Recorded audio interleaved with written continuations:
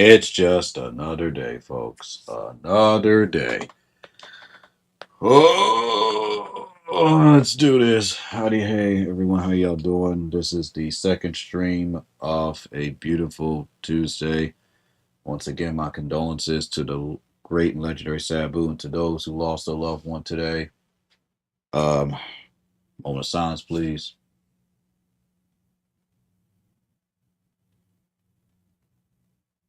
Thank you. I appreciate it.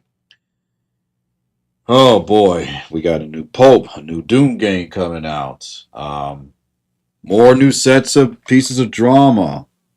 I've also noticed when I was checking out VR chat how the player count's been going down. So apparently it's been going up, up, up, up, up, and then it's just starting to steadily go down. I don't know what's going on anymore. And I already had to deal with a bunch of nonsense with, the government with trying to submit, you know, information and everything. But anyway, let's go ahead and get started. We got a lot to talk about. We'll go ahead and start off with this. Shout out to my homie Cable Thing 454, aka Cody, uh, for sending me this because he knows that I'm really excited about Doom Dark Ages. Now, to the surprise of nobody, Xbox is just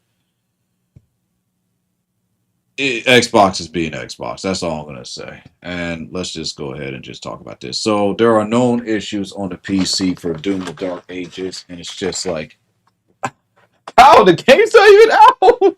The game's not even out, and folks are already figuring out. Like they're already stating that there's issues with the game. So I'm guessing this is for those who have early access, and this is pretty much what's going on. If you're playing on RTX 50 series, GPU enabled G-Sync support display required or V-Sync plus multi-frame generation during the video control panel, you can crash the game.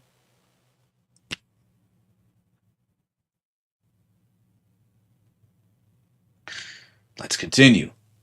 Resolution. Until a driver fix is available, the workaround for this issue is either to disable one of these options in the video control panel, or if you want both enabled, set them in game. Issue. If you're playing on an RTX 40 or 50 series, GPU enabled multi-frame generation or frame gen, VSync still shows as enabled. This is why I wait to upgrade my PC. This is why. Because every time they keep advertising, oh, you gotta get a new PC, you gotta get a new disc, then you deal with stuff like this. You deal with nonsense like this. Like, who wants to deal with this after a long day of working out or working or both? It's just, oh my goodness. Anyway, let's continue. Resolution. This is a minor cosmetic issue. The game disables V-Syncs under the hood in these cases. Issues. Users with NVIDIA GPUs may find that alt-tabbing while launching a game can cause the game to launch in the background and not be accessible. Why is this a Resolution. This is a known driver issue. Until a fix is available in a driver update to avert this issue, avoid alt-tabbing during game launch. If encountered, it can be resolved by restarting your PC.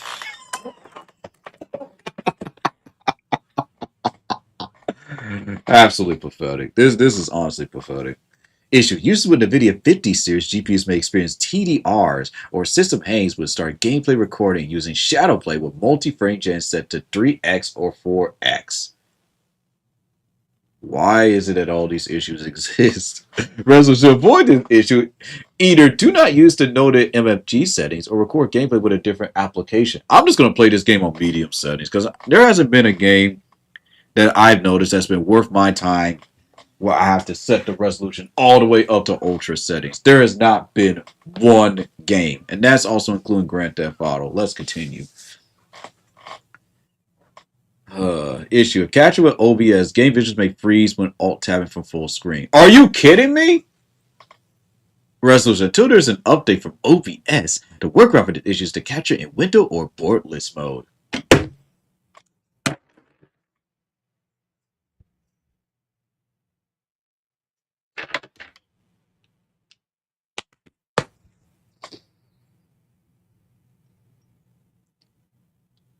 Whoosha, whoosha, whoosha, whoosha, whoosha. Issue. The game can lock up when manually resizing the game window with SFR frame gen enabled. To avoid this issue, do not manually resize the game window with FSR frame gen enabled. Users who unplug a second monitor during gameplay may notice that the game has frozen.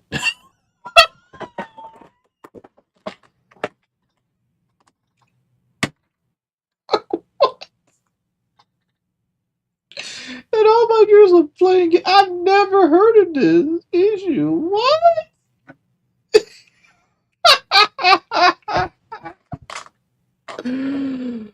Oh, this is pain.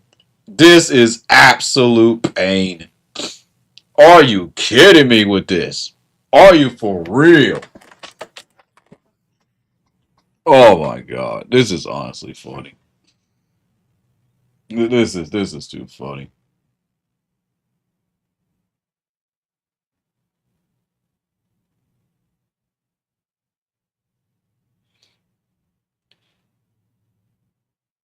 Like,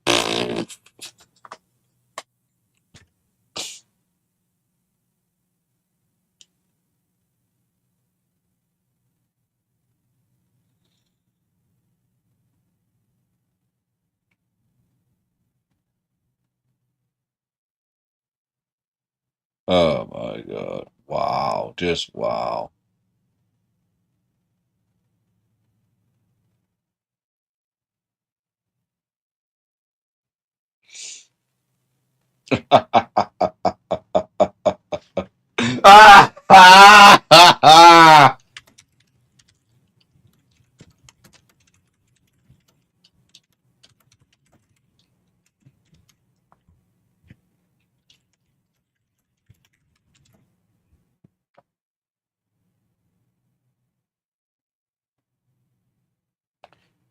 I'm speechless. I am just speechless.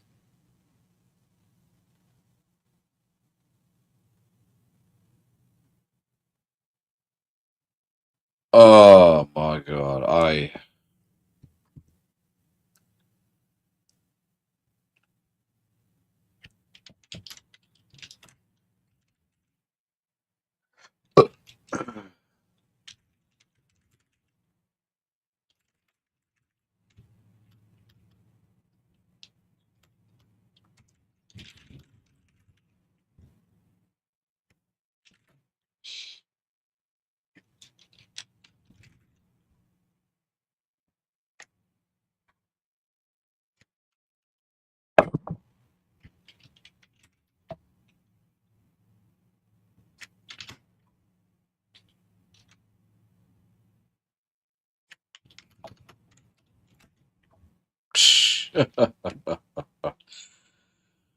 Oh my goodness, man. Oh.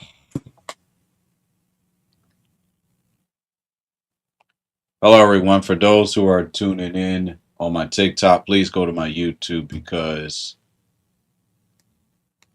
just go to my YouTube. I'm not worried about my this TikTok live stream, honestly.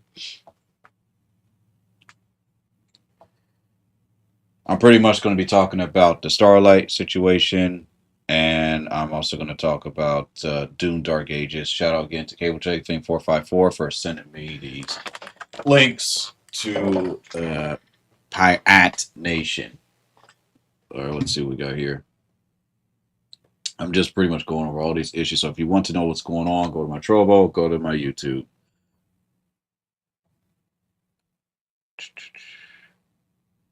Where was I? Uses okay.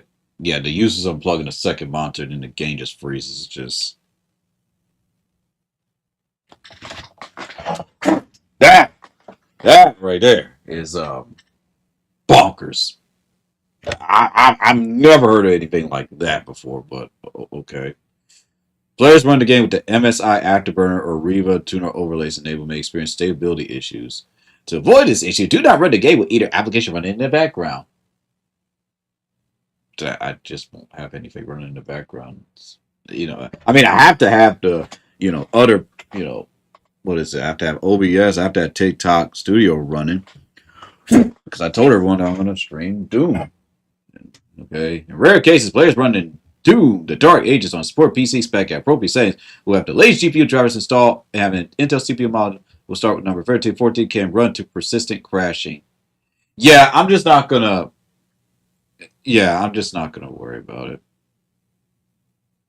It says with the latest GPU drivers installed. So I just won't install the drivers then. There we go. Problem solved. I just won't install it. Oy vey. This seems to be a reoccurring issue every. Wait, play now with Premium Edition. What are you talking about? Oh, people are playing the game now with Premium Edition.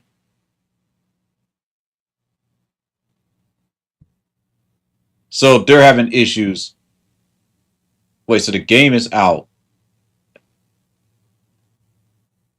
Can I just.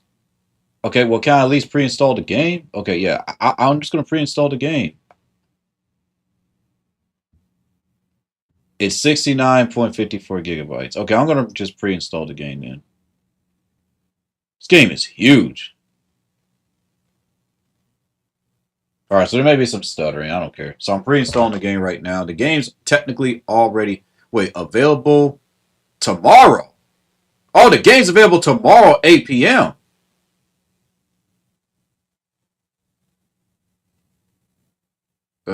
Okay. So people are playing the game now, but it's available tomorrow.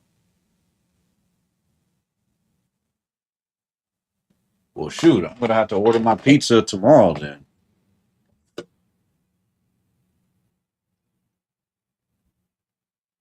Okay. I'll have to check out VR chat then, say they, either tomorrow or by the end of next week, or sometimes next week to see if they have the Doom models available.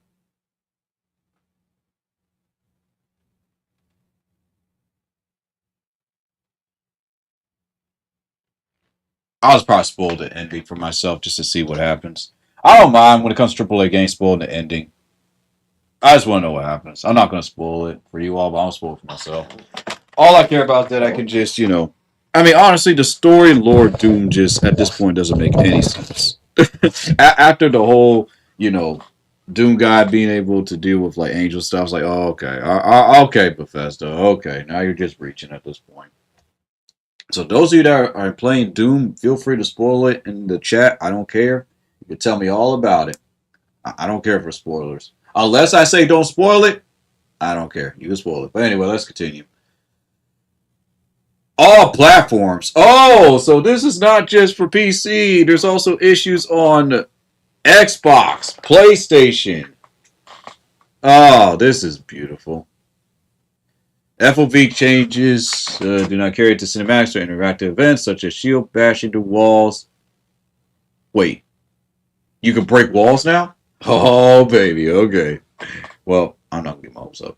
This is by design, but we are evaluating possible change to make FOV changes global in a post-launch update. Changes on the FOV slider after cinematics or wall shield bashes may not affect display. In rare cases, the vulgarity and central force may disappear, block access to collectible item plates to the wolf statue.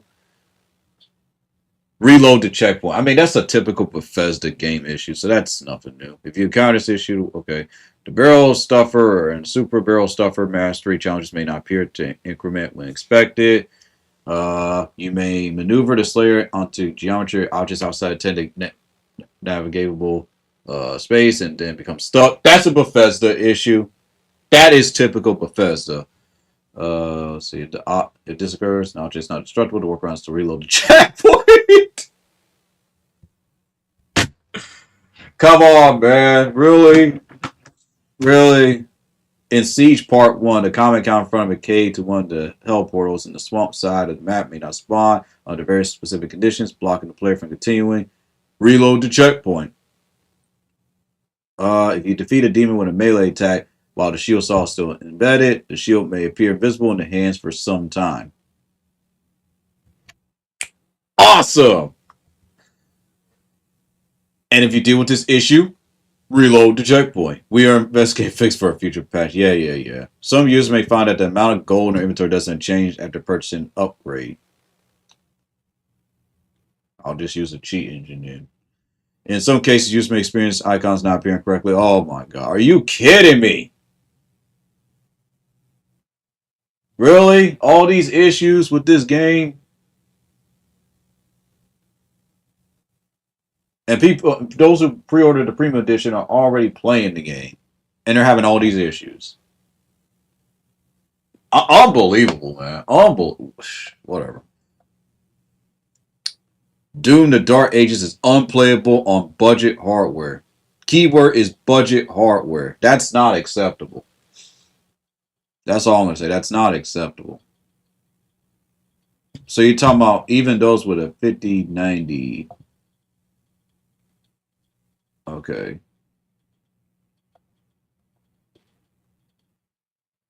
So even on a 5090, can't even reach up to 100.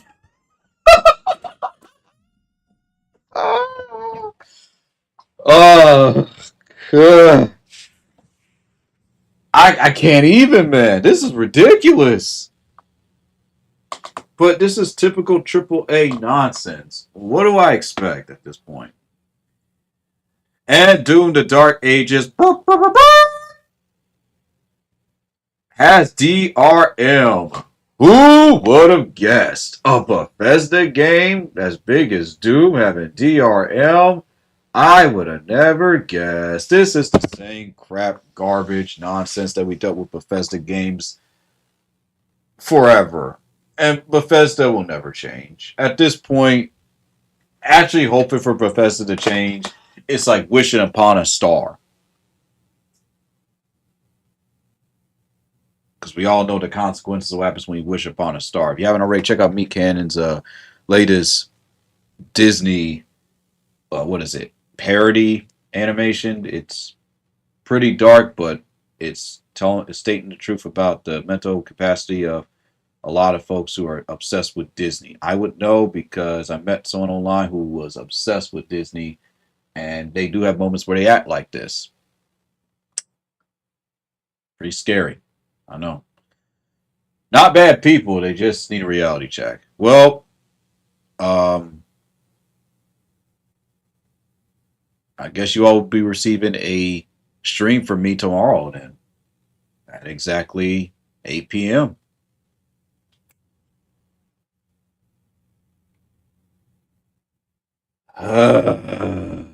Really, man. I'm not surprised. When I see the name Bethesda, I just think of the word bug. The last Bethesda game that I played that I truly enjoyed,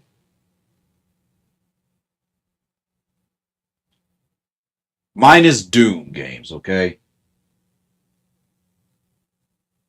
Uh, can I get back with you all on that one for a sec? Get back with you all on that, because honestly, just I need to get back with you all on that because list of Bethesda games. What was the last Bethesda game that I actually enjoyed? Minus Hi-Fi Rush and minus Doom games. Let me just look this over quick. Uh,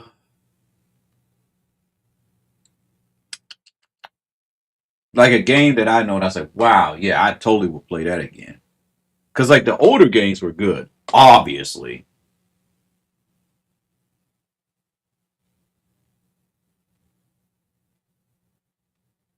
Uh,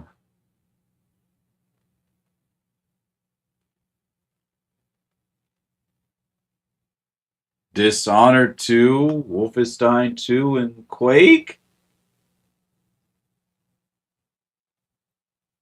And Rage 2 was fun.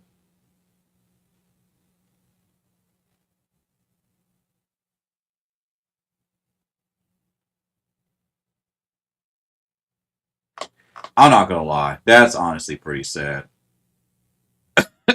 I'm not gonna lie, that's actually pretty sad that I had to look up Doom games. So I had to look up Bethesda games. I couldn't even just think of them. Besides Elder Scrolls, Doom, and some because there's like the older games, but those are games that my brothers played.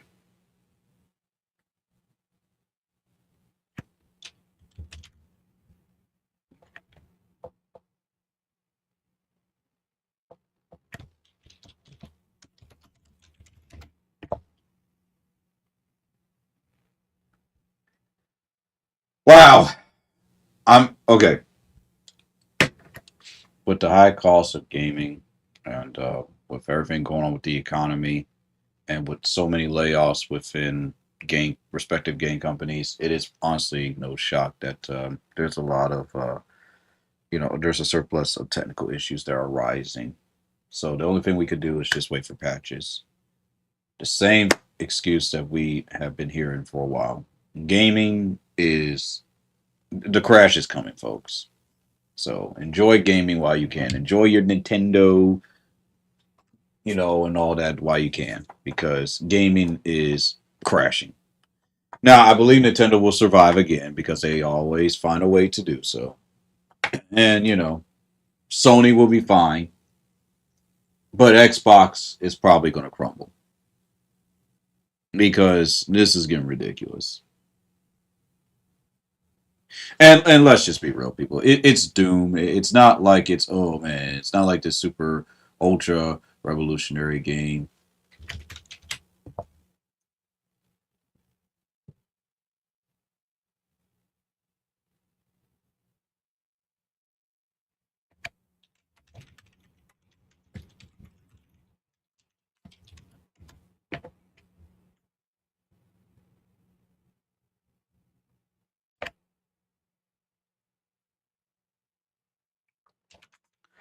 Let's see. So I don't know what's going on with the game industry. The anime industry, in my opinion, is just running out of ideas. But they'll get themselves back together. The movie industry,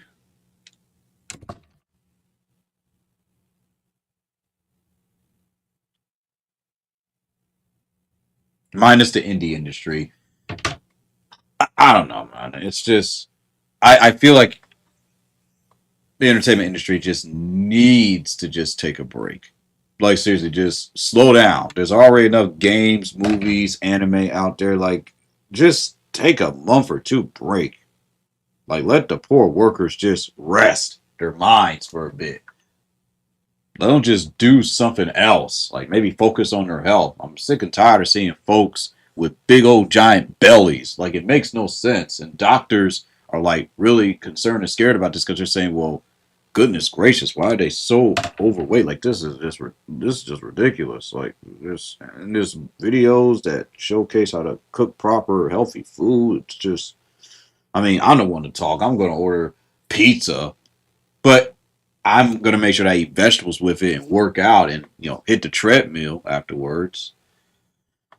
I don't know what's going on anymore. You got me. As someone that's very analytical about a lot of things, when it comes to this game industry, it's so unpredictable that I just got nothing to say anymore.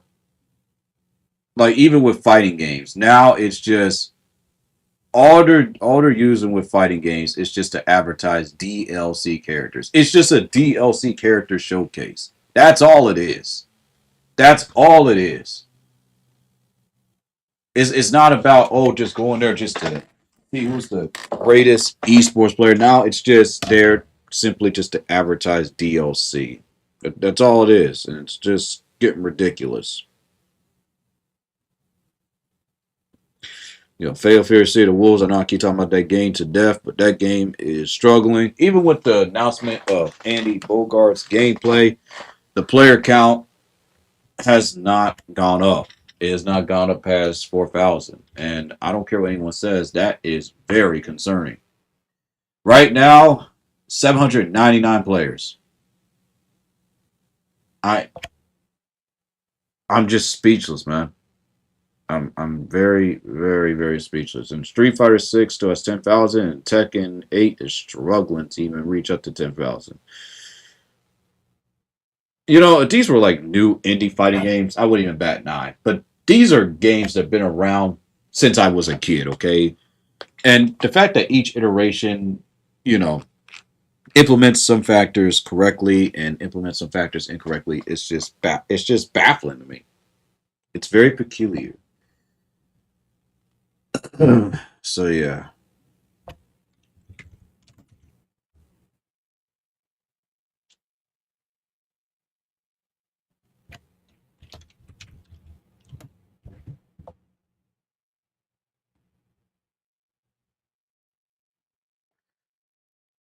Well, guess that's that. Enjoy y'all buggy Doom Dark Ages game. This is why I'm so glad I didn't pre-order this game and I didn't even bother buying this game. Because oh my goodness, seriously. Why is it so hard just to have something that works? And we can't say anything these days because it's happening with cars. Oh, you purchase a new car. Oh, there's something wrong with the car. You have to take it back to the car lot and report said issue. And it's happening with food. Now, food is too high. The prices are way too, you know, egregious. It's with everything now. You order from DoorDash. You're always missing something. It's just, oh my goodness, what? I thought we were past this, but apparently we are not past this. We are not past this at all. Oh, all right. I love allergy season. My eyes are itching like crazy. Okay, so anybody remember um Futuristic Hub or whatnot, the one that makes the Minecraft videos and everything? So my friend Starlight needs y'all help. If y'all can just simply spread the word about this video because there's been a lot that's been going on, okay? Like, oh, there's a blah, blah, blah. Well, and there's videos about it, yada yada yada. I think there's one video about it with 1 million views. I know of Futuristic Hub and everything, but now we are gonna finally hear the truth. And I'm gonna react to it. It's 17 minutes, 22 seconds long. And then afterwards I shall answer any questions that you will have. Don't forget to tap the screen if you want to, if you're still on the TikTok page. Share this live stream. And tell me what do y'all think about this situation and with Doom Dark Ages. And also, if you haven't already, give your thoughts on Raw. And actually, we're going to talk about that as well. We're going to do a part two talking about that. Actually, yeah, we're going to do a part two of that because we technically did a part two of me, like doing the whole, well, this is why, wrestling needs to be written this way. But we're actually going to react to two videos from a certain YouTuber by name is CJax. And then you all gonna see that I'm not just talking crazy. Like people, oh, this person, you don't know what he's talking about. Like I'm not talking. I swear I'm not crazy. Like I do my research before I even say anything. Ah, man, silly people, I swear. Anyway, let's go ahead and do this.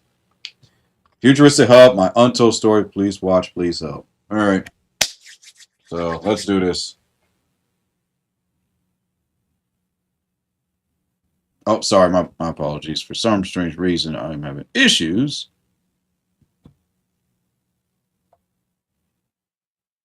Gotta make sure that everything's all set up. So I can hear everything. You all can hear everything. And I can remove this. Okay. This is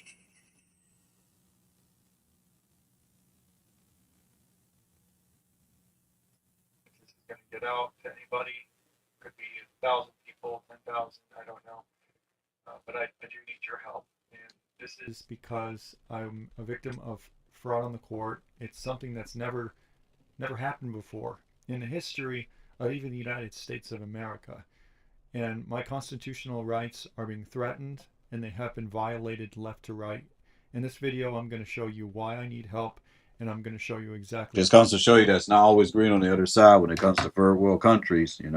Oh, they advertise, oh, it's nice over here, but you better research not only the positive aspects but the negative aspects of wherever you choose to go and live it, because you're going to deal with scammers, you're going to deal with scummy people.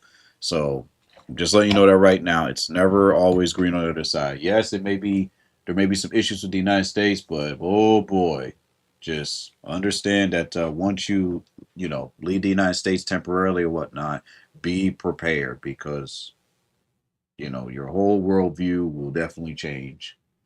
So that's why I encourage people to just visit, stay for a little bit and then come back. Wherever country you reside from, visit, stay for a bit, and then come back. I'm telling you right now, because no matter where you go, where you move to, Yes, it may be a little bit more peaceful. Yes, you know, the food may be a little bit more fresher, which that should be everywhere. That should be given for every country, every state. So there's no excuse on the government's part or any reason why that's not a thing. You're always going to deal with something. All right, let's continue. what happened to me and what's going on and probably where it's leading. But before that, I just want to say that those who donated or those who sent their prayers to me, thank you so very much. That means the world to me, and I really do appreciate it. We're going to start by the link that my brother has set up. He set up a campaign for donations, and that link will be found somewhere around this video or in the description or anywhere you find this video. And I will say that I'll do the best I can. I'll see if I got, you know, an extra 5 or 10 because, you know, I got to check on my dog. She drew up again. I don't know what's going on with her. So I'm going to check, see how she's doing. Check, see what's going on with the family. Now, what I can do is use some of my grocery money and, you know, help donate. So I'll make sure to do that. But so, because I honestly only need like, what, 70 some dollars for groceries. And that's pretty much it because I don't buy all this processed garbage that I see in my store. You know, maybe I'll get one thing that's processed, but the rest of it, no. it may be socially awkward or something because I have autism. In case you guys haven't figured that out, I am autistic. So as many of you know, and you guys are already floating it around, that there's this $20 million judgment. Supposedly I got sued for fraud for $20 million in a video games lawsuit, which is some old popular channel that's being ran by current scammers right now. But before, uh, a guy named Marco and myself were running. Jesus, people wonder why I don't make certain content. They wonder why I don't always, you know, add certain, you know, songs to my videos anymore because you never know when some scumbag from some third world country is going to try to come after you, try to lie on you, and, you know, put your name in the dirt. That's why when I, you know, get banned or blocked by certain people, I always do my research. I search my name up immediately to make sure that there's nothing fraudulent about my name being, posted out there. And if that's not the case, and it's just some person that doesn't like me, I'm like, whatever, who cares? This channel, and Marco promised me 50% of the channel revenue if I was to run the channel very well, in which I did. This was back in. When you do business deals, always have a lawyer. All right, always have a lawyer. Do not just do business deals without a lawyer or at least someone that knows, at least a little bit about law because it always goes the other way. If someone promised you 50%, you might want to, just ask for, a list of the terms of service, ask for, a copy of the contract. So you need a copy of the terms of service, copy of the contract, and you need to go over this. And you need to talk to people saying, hey, they're offering me this great deal. Well, now this sounds too good to be true. Should I? And I promise you, your true friends and your family members, they're going to look at that and be like, I wouldn't do it. It's happened to a lot of people. It's happened to a lot of unfortunate, YouTubers who are like growing big and everything. Just be very careful. I tell even, my big streamer friends, right? I tell them be careful, but they don't listen to me. They do not listen to me at all. And it's just, I just shake my head. 2014. And I didn't know that Marco was taking money from other people or making deals behind my back, even years prior. But he was. And two people in particular, Brandon Keating and David Tyler Moss. These are the current scammers that I'm going to talk to you about. I'm going to enable closed caption for those who are dyslexic or whatnot. There you go. They are the ones who paid Marco $1,500 for 30% a piece of the YouTube channel. And now keep in mind, they didn't pay me, so I didn't see any money from this. And so here's the proof here. If you can read that, that shows that David was giving money to Marco Oling. And you can read it here. Now on this paragraph here where the facts are, in the very last sentence, it says, acting on these statements made by Mr. Princep, that's Marco, Moss agreed to enter into the agreement with Mr. Princep and invested the $1,500. You can see right there that I'm missing, which is proof because, like I told you, I didn't receive any money. So essentially, Moss and Keating were supposed to be suing Marco instead. And because I was running the video games channel, I guess guys, be careful because I guess if you're running a channel or something. I hate to tell you this, man, and I'm gonna say this in the way how the hood would say it. You got played. You got played. That's why when I deal with people talking about they want to do sponsors, they want to collab with me, I always check the terms of service. Okay, and they say sign this, sign this. I'm gonna say, let me get back with you on that. Do not just sign or agree to anything without taking. I don't care if it's a whole day. I learned this in my business law class.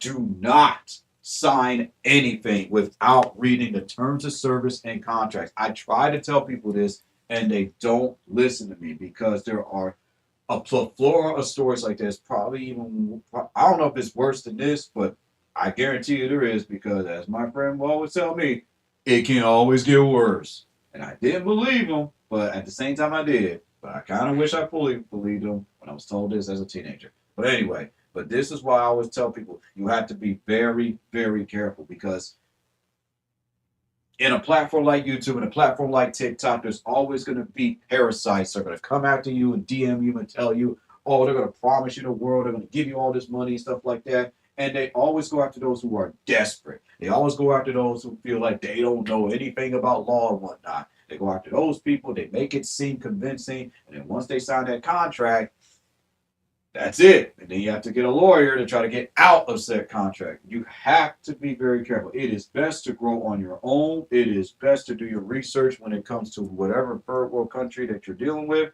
than to deal with this headache. Now, I know what some people say, well, this was my best friend from 10 years ago, or it doesn't matter. I don't care if it's your best friend since elementary school.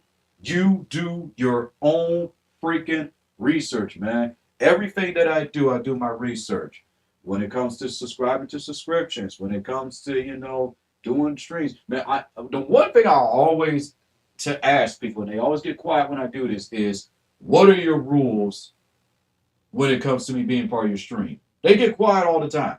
Because what I'm trying to show them is when I'm in your stream, it's an agreement that I am allowed to do this, but I'm not allowed to do this. So you're going to tell me ahead of time what I'm allowed to do and what I'm not allowed to do because it's not my stream. It's just the same thing we're doing something that's based on a business partnership.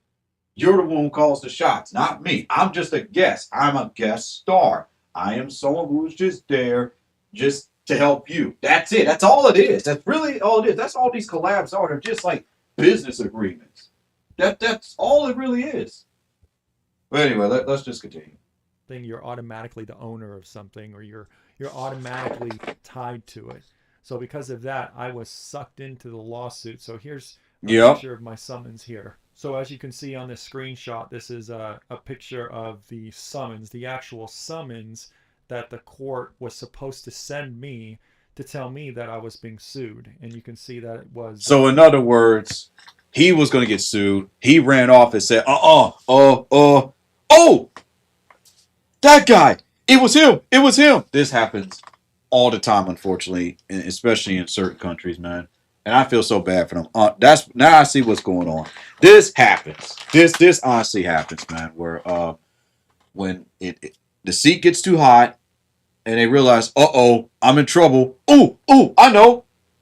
You just happen to be that lucky sucker. They pointed at you and they're like, it's him. And that's what happened, man. That's what happened. And now he ran off. He ran off. Whatever little money he got, he ran off. That's all that happened. Shaking my head. Given to an office in Dallas, Texas for me, and that was in May of 2015. There's one big problem with that, though, is that it was not given to me. It was signed and given to someone named Robert Wilson.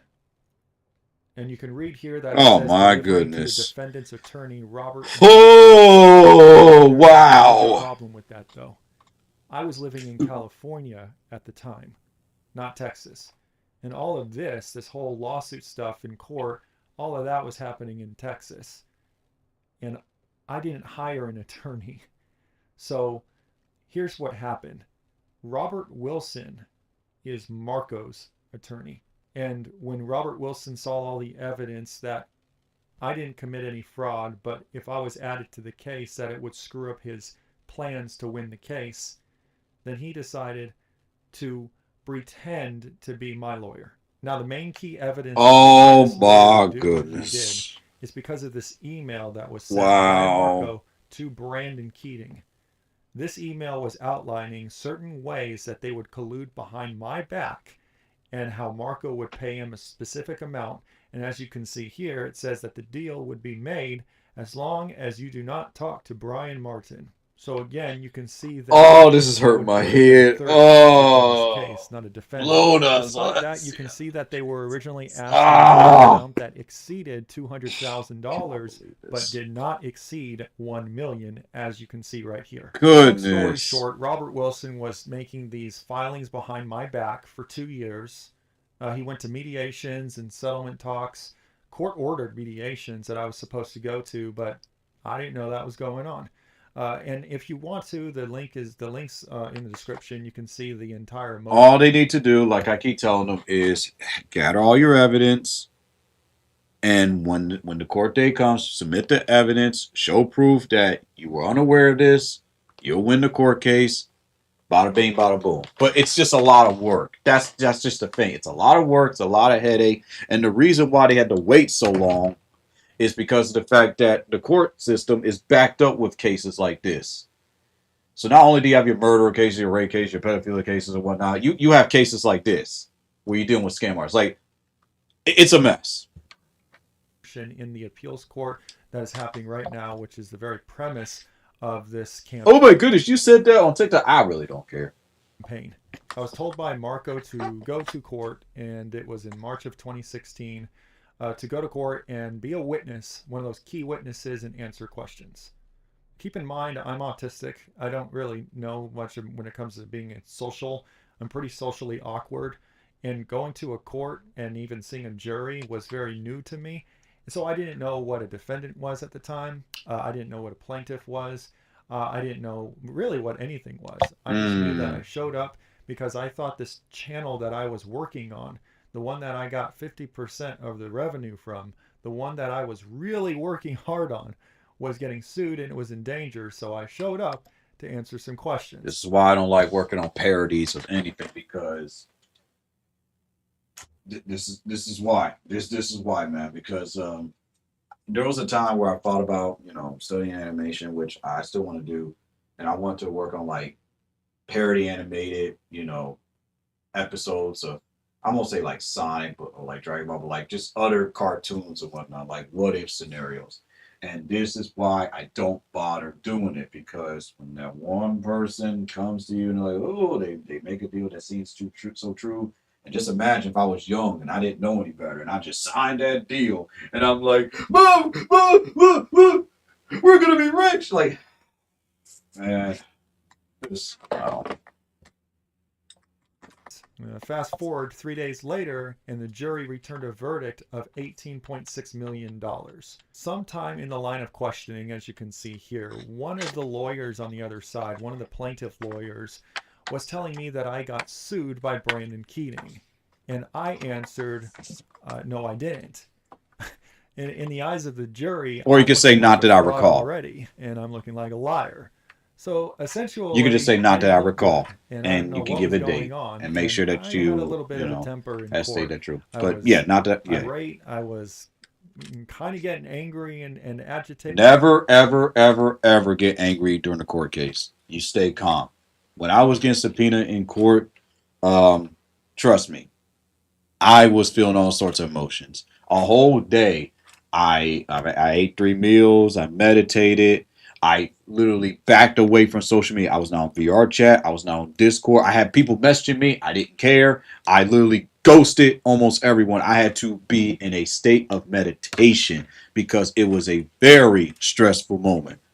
Very stressful. I made sure that the house was clean. I did whatever I could. I stayed away from anything involving social media. The only thing that I did was I went on YouTube and I listened to nothing but positive messages and positive, affirmations. That's it. That's all I did. I didn't search up no art or anything. I was literally just in my zen the entire day. So I understand exactly how they feel. But other than that, I was shut down because as soon as they were kind of realizing that I wasn't really sure what was going on, they did ask me if I knew why I was there. And then the judge said that they wanted everyone to move along to something else. And so you can see right there that I was essentially shut off from telling the truth. We Of filed an course. appeal, and that didn't work because it was a joint appeal, an appeal that I ended up paying for because Marco didn't have any money at the Mm-mm-mm. time. And they were arguing different things. And keep in mind, I didn't know that this fraud was going on behind my back. I didn't know that Wilson received a summons. I never saw a summons. I didn't see anything. I didn't see any filings. I didn't see any paperwork. I didn't see anything. In the future, make sure that you call your local court office or whatever, the number they provide every week, once every week, and ask for like, hey, what's the status, of this court case. You can also, ask for, a copy. You could say, hey, I'm still waiting on a copy of, this paperwork I'm supposed to receive, and they will send it to you because they're so backed up. So we ended up losing that appeal in 2019, and it was a pretty big disaster. Fast forward to 2020, and these scammers, David Tyler Moss and Brandon Key, 2020. That's scummy year. This was the year where even our own government officials were pretty much being like scam artists in a way. Game companies were being scammed. Like it was like this was just a year where everyone just was like, like in whatever industry was just like, ooh, let's just scam people because they're desperate, they're scared. Ooh, let's just yeah, the scammers were on the rise during that year. who got their little lucky $18 million judgment, even though they were only asking for a maximum of $1 million, decided to launch an attack on the Futuristic Hub YouTube channel to get all that revenue from the old channel. They attacked my family, Garbage. they attacked That's the that's entire team, awful. they attacked everyone, which all that drama led to the channel's termination. Wow. Fast forward to 2022, and that is when I went to Robert Wilson because I've had enough of this and I needed some sort of explanation on what happened. So my lawyer decided to contact Robert Wilson, which is the lawyer that committed the fraud. Okay. Now, here's the thing that I have to say. When you are doing business in a court order, you don't say stuff like you ruined my life. You get to the point and say, dear Robert Wilson, you just state on this day, blah blah blah, da da da da da da da da da da da da da da da da da. That's it. And then just state how it's affecting you without saying you ruined my life. Just keep it professional, but also state if this continues, I will have no choice but to take you to court. You you just keep it on the point. This is what's going on. This is what happened. I would like an explanation. If I do not receive an explanation within X amount of days, I will be contacting da da da da da da da. And then you only have to say respectfully or sincerely. You could just say, signed your name. That's it. You don't have to go into the emotional factor because when you do that, it will pretty much, provoke. It will pretty much either provoke them or say, "Oh, I'm winning. I'm winning. I made them mad. I made them mad." No, you just get to the point and stay what happened. I had to do the exact same thing when it came to my job when I got subpoenaed in court. I did not state how it made me feel or nothing. I got to the point. I sent evidence, and that was it. Heck, I remember I got I was messaged by someone that worked in the court office that needed more evidence about something, and about a situation that happened at my job, because of what the resident did. I just kept it. I kept it professional. I sent whatever they needed, and that's it. I don't add how it made me feel because again, they will use that against you in the court of law. Like, oh, he was this. No, the court does not care about how things make you feel. They care about monetary damages. I'm sorry, but the court system is cold and it's cruel, regardless of which country you're in, because they already deal with enough. They don't care about feelings. They care about what happened, what were the damages, monetary damages, and what is it that you want. That's it, because they have to deal with millions, thousands hundreds of thousands of court cases a week. They just want evidence, they want proof, and that's it. So they can keep this moving. So if there's no evidence that you were a part of this scam, you too will win, and that will be the end of it. Court and get a witness statement from him. So let's go ahead and read the witness statement. Now, in the first part of this witness statement, you're going to see a bunch So of in the legal future, just try jargon, to blah, avoid blah, using blah, terms but like you're going to that. see right then and there that he was the trial attorney instructed on behalf of Marco Princep. That's number 3 right there. One of the defendants to the underlying proceeding of this matter. Resulting in the judgment issued, and again, you can see the judgment of 2016. Now, he says here that he made filings on behalf of both Mr. Princep and Mr. Martin in the proceedings of the 2016 judgment. However, on number 5, he confirms that the instruction in relation to the claims brought by Mr. Keating and the others was from Marco Princep only. He never took instruction from Mr. Martin. I'm Mr. Martin. Number 6, he even reaffirms that he did not at any time take instructions directly from Mr. Martin. Number 7, he confirms and he understood that the instructions that he received from Mr. Princep in relation to these proceedings was not on behalf of Mr. Martin. And then on number 9, he says that Mr. Martin states that it was not properly served. He says that he was unaware that if I was formally served, but because this guy's a liar, because this lawyer is a fraud who committed a fraud in the court, of course he's going to lie about this too. Oh, of course. Because we already saw my summons. It went directly to his office. He received it in 2015 and didn't bother keep all of that evidence and paperwork. He pretended to be my lawyer. And whatever lawyer that you have that's helping you all with this case, or attorney, stick with them. Answers on my behalf when I didn't even hire this guy. And that is the very definition of the fraud on the court. And then at the end, you can see that he signed and dated it July 12th, 2022. And this was I'm talking about, statement. the one that's been helping you with the case, not the one that's, claiming that they're a lawyer. Imagine you get sued from out of state or wherever, and there's a lawyer behind the scenes for 2 years pretending to be your lawyer. That's what happened to me. Okay, in the future, if you ever deal with something like this, and this is not just whoever's listening, but just to this gentleman here, I have met them before. Go. I think there's a website where you can check to see if they're an actual lawyer, and you can always just contact someone to say, "Hey, have you heard of this guy? Are they an actual lawyer?" And like any respecting lawyer that actually cares about their job and actually truly cares about making America great again and whatever the tagline is these days, they will literally tell you, no, that is not a lawyer. That is not a lawyer. They're fake. You need to contact this number and whatnot. It's a lot of work. But, because here's the thing.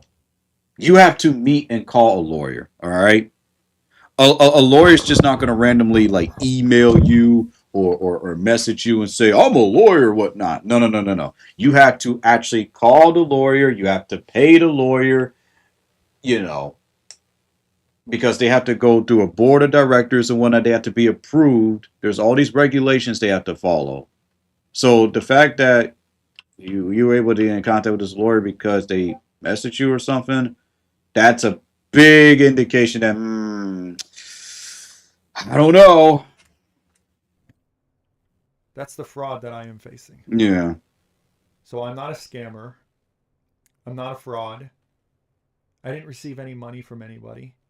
And David Tyler Moss and Brandon Keating are the frauds. Their lawyers are the scammers. And they end up trying to sue the Futuristic Hub YouTube channel in 2020, which caused the channel to get terminated.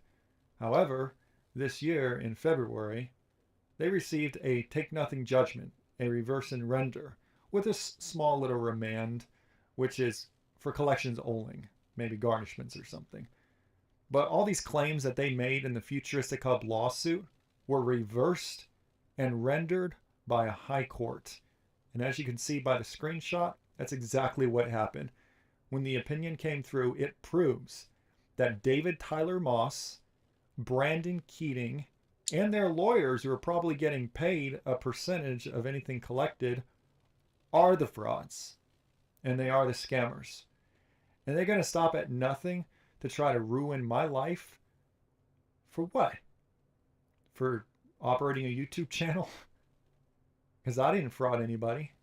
If anything, they should have just sued Marco and dealt with Marco. Which, by the way, they allowed Marco Princep to discharge in bankruptcy this year. This year, wow. Allowing me to do anything, even though I have filed for bankruptcy, they are still trying to fight me in that. That's how unfair Brandon Keating and David Tyler Moss are. That's how much they are the frauds. Wow. And it's really upsetting to see that. They're attacking me. They're attacking my family. And this debt, if it doesn't go away, I might as well just end my life. There's nothing for me anymore. I mean, if you really think about it, how could someone survive debt slavery? It doesn't make any sense. I mean, if you really think about it, if this happened to you and you were in debt slavery for absolutely no reason, what would you do? So now you know the truth about these legal matters. Now you can see what really happened. And this is why when it comes to these YouTube channels that want to like talk about other YouTubers and whatnot and say, oh, they're this, they're blah, blah, blah, blah. And, you know, they claim they do all this research and they have all of these, you know, references and witnesses and whatnot. I tend to avoid them because, again, there's two sides to every single story. Okay? Two sides to every single story. Like, I hear this about this person, but then all of a sudden I hear something else. And it turns out that the person that made that video was a bad person. So it just, it's just annoying. It really is annoying. So I'll make sure to donate something. It won't be much, but sir, don't end your life, man. You and you know your I believe your wife still. Y'all will win this fight, but this is just wow. This is why I don't bother trying to be some big YouTuber, some big TikToker or whatnot, because some people are just scumbags and they will do stuff like this if they do not like you. Or if they just see that you're just gullible or just someone that's, I'm trying to find the right words to say. I won't say gullible, but just someone that's just, you know, too loose with what they do. And they're just like, oh, you know, I'm just doing this to have fun and whatnot. But the law, man, is brutal. And this is just proof of it. Brutal and corrupt. Always has been, always will be. You can see how a lot of the allegations from the Futuristic Hub channel are false. And the ones who are doing videos about me or my family or the Futuristic Hub channel, have you ever noticed that not even the famous large YouTubers did a story about this? They didn't do videos about these negative things? No, because then they'll look bad and they'll lose, you know, viewers and subscribers. Why in the world would channels like, you know, Proximity Chat and whatnot, why in the world would they want to make themselves look good? No, no, they don't want to do that.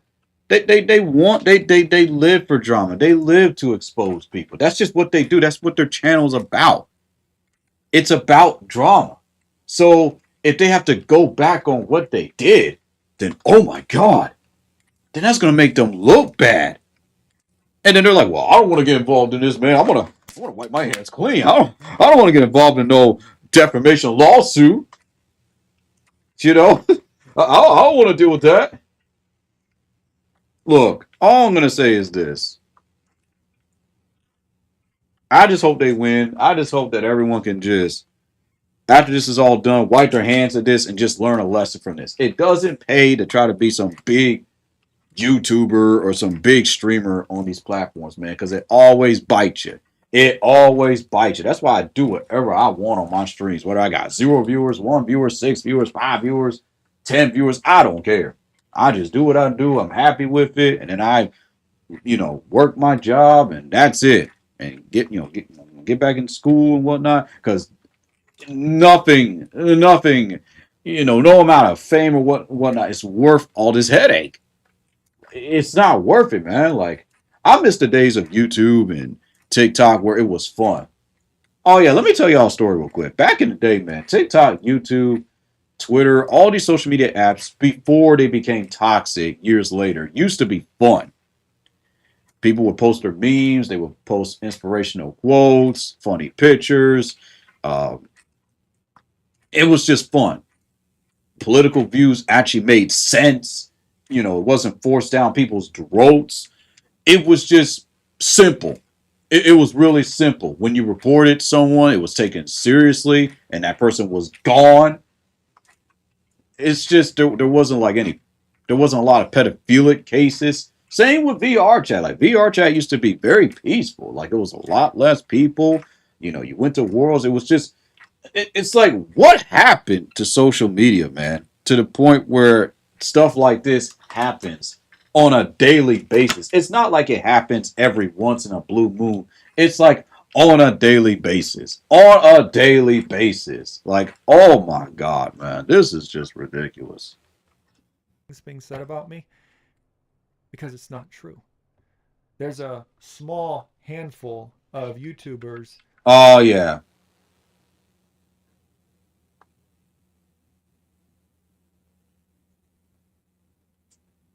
that have made these smear campaigns saying bad things about me or my family. I remember I saw that video, and the one thing that I said was, hopefully, things get sorted out. But even when I looked at that video, I was like, something's not right. Something just doesn't add up. And I believe when they made those videos, they were only just doing it based off of the evidence that they were given. That's why you have to wait. This is why I do not make exposure videos on streamers, on TikTokers, on YouTubers, or on people in general. I think I remember I made a video on somebody, a video on someone that was actually a problem for a lot of YouTubers that were striking down channels. That was one person. I forgot his name already. And I nicknamed him, what was it? The Black Homelander. That was like many years ago. He was a problem for a lot of YouTubers. He was just going around he didn't like your content. He just straight up just started false flagging. He was an issue. And it was so bad to the point that even big YouTubers were talking about it. I was like, okay, I don't do this. I've never done this, but this is my first time. I'm going to go ahead and just state my piece. And it was just pretty much just a warning to say, like, man, just get off YouTube. Just do something else with your life, because what you're doing, man, is going to get you in trouble. And, well, look what happened. Oh, man. It just... I miss the old days of YouTube, man. I miss the YouTube poops. I miss it, man. I miss when folks would just make their little animations, or they talk about their day at school, or they'll post something about an issue that goes on, and everyone would just be so supportive and help one another. I cannot. I blame Drama Alert.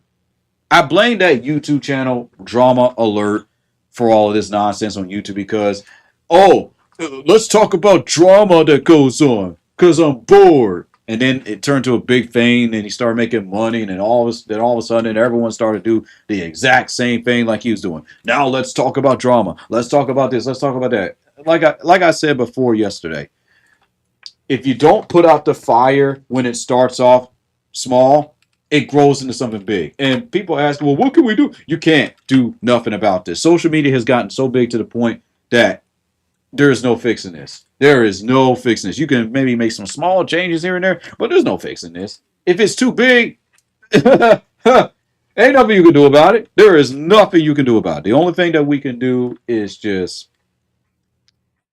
help people the best that we know how. And this is why I do not get caught up in people's drama, because there's always two sides to every story. Like if something terrible happens to me because of another streamer and whatnot, I resolve it in private and I let it go. I don't talk about it. I don't reveal people's names because of stuff like this. By the way, did you know that people can sue you for defamation too? So, yeah. You got to be careful, man. You got to be careful on these platforms and whatnot because you don't know who you're dealing with, man. You could be dealing with some psychopaths, folks that are disguised as furries and whatnot. You, for all you know, you could be dealing with someone that is completely psychopathic and off their meds. Just saying. but with no proof. It's like the game telephone. They're just jumping on a bandwagon. But did you notice that the nobodies, the YouTubers who will amount to nothing, are the ones who are just making those videos with those lies? Because it's free entertainment. It's free entertainment. That's why they do it, man. It's free entertainment. Why do you think certain VR chat exposure, videos do it? It's free entertainment. It's free views. They're not doing it to be just. They're doing it, like I said before, because money. They do it out of straight boredom. Because let me tell you something about these people. After they're done making those videos and stuff like that, and you were to meet them IRL or in VR, they act as if nothing ever happened. It's like some dirty deal that they done with the devil, and then they're done. It's just ridiculous. Something to think about because I have been a victim of fraud. I We am a all victim have. I of mean, fraud. not to this level, My but sheesh. family is a victim of fraud. Mm. So I just want to say thank you. Thank you for looking at my story. It's tough. I don't know what to do from here on out. Um, I've been frauded. Not just by two investors who paid $1,500 to some other dude, but the courts have frauded me. Justice hasn't been served yet, and I don't think it ever will unless I can get your guys' help. So the links in the descriptions or anywhere on the video. If you have $1 to spend, if you have $5, if you have a prayer to spare, hey, that rhymed. I would really appreciate it. And again, thank you so much for the donations, you guys. It means a lot to me. And there's videos about me that are going around. They have been going around, but they're not real. There's a lot of false things being said. And as you can see, I've brought the evidence to prove that I've been frauded by the court in something that's never been done before. I just wish that I can get it in front of everybody. I wish that this would go on Twitter. I wish that people would start talking about my story. Because, I mean, if this can happen to me, it can happen to anyone. It could happen to anyone. Exactly. That's why I'm always careful. People wonder like, why are you always anonymous on social media? So how come you don't share pictures of yourself? This is why. This is why. This is why. What happened to me, I really didn't. Because But when here a we are. person doesn't like you, they will do everything in their power to destroy you. I'd rather resolve things in private with a person that tried to hurt me or whatnot and just leave it at that and move on than to take things to this extreme. Oh my goodness, man. And so, thank you again. God bless. And God I bless you really too. hope that you guys have a wonderful time. And who knows? Maybe I might come back. Maybe my entire team will come make videos for you guys again, the way we used to. And The only way that's going to happen is if you get that court case resolved. Once that's resolved, which I know you all will win, um, there you go. if we do, you can count on us having a lot of fun. But until I get First things first, man. Get that court case taken care of. Then we can talk. this across this one finish line that I have, I don't think that I'm going to be able to do much of anything else. And the last thing that I really want to do is do something stupid, because when somebody loses hope in their life because they can't live their life, I can't live my life. I can't. Look what's happened to me. And not just me, but look what's happened to my family. I can't go on much longer. That's why I'm begging for you guys' help. And if you guys can just help me out, I'd really See, if I appreciate was some big YouTuber, man, I would literally just send them the money, just be like, "Here you go, man. Here's the money." Um, I'll be like, "Here's $50 million. Pay them their freaking money, and then after that, after all that crap, learn from this, and then try to counter. If you want to try to counter sue them, you can. But if I could, that's exactly what I would do because this is just I'm so sick and tired of these scammers, man. I'm sick and tired of the YouTube VR chat drama. I'm just tired of it. I'm really am just sick and tired of it, man. It's just ridiculous at this point. It's so ridiculous because I just don't understand how people can be this evil. Like honestly, people tell me all the time, like I remember I had like what two folks come to me talk about. I need you to help me make a video on this person, and I will tell them straight up, no, I'm not doing it. No, no, I'm not. I'm not wasting my time. I'm not wasting my time because this is just awful, man. Oh man, Phew. you know, I don't know if it was my grandma, my late grandma, grandpa, or my father, somebody. They will always make a joke saying, one thing about those that passed away, at least they ain't got to deal with the nonsense and the hell of this world. They're free. We're the ones that are trapped dealing with this nonsense and ignorant people. Just a little humor there. So just humor that helps me get to the day. Man, I'll go ahead and donate. Like all I can do is $10 because I gotta pay for groceries and whatnot because we barely have any groceries in the refrigerator. Again, we got a bunch of meat, but that's pretty much it. So, oh my god, man, I just ridiculous. That's all I gotta say. Just ridiculous. it. So thank you so much for your understanding.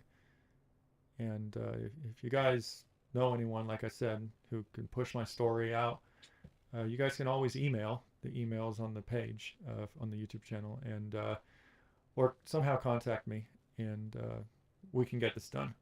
The only thing that I can do is just spread the word. Like streamers are so selfish these days that they have removed a lot of their self promote channels. So it's so difficult now to like even share stuff like this because they'll be like, "You're not allowed to share stuff like this because this is German." And of course, if people already know and seen those videos, then they're gonna be like, "Oh well, obviously they're probably lying and whatnot." So it's just like I'm risking myself getting banned from certain, you know, Discord's doing this. Just another reason why I can't stand Discord, why I hate Discord with a passion.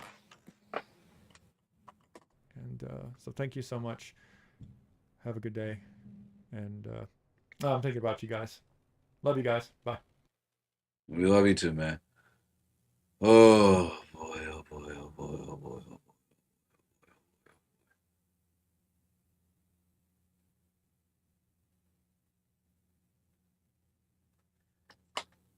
Oh, it's ridiculous. Hang on a second.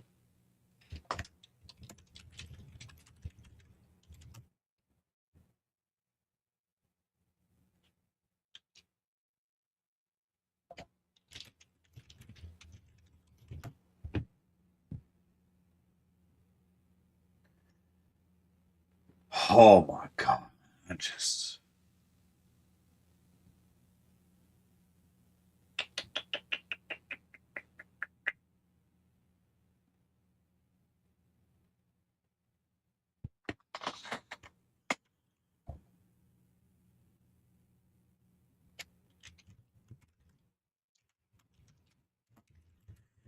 let's just take a break, shall we? Let's listen to some MF Doom, okay? Let's listen to some MF Doom. MF Doom while we were talking about Doom. Oh, my bad. Hang on. Oh,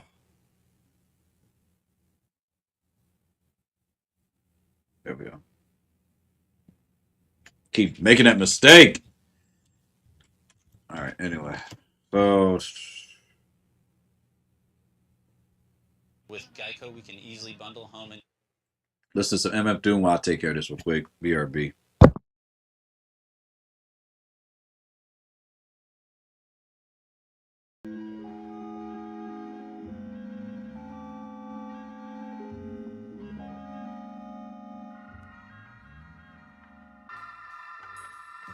As luck would have it, one of America's two most powerful villains of the next decade is turned loose to strike terror into the hearts of men.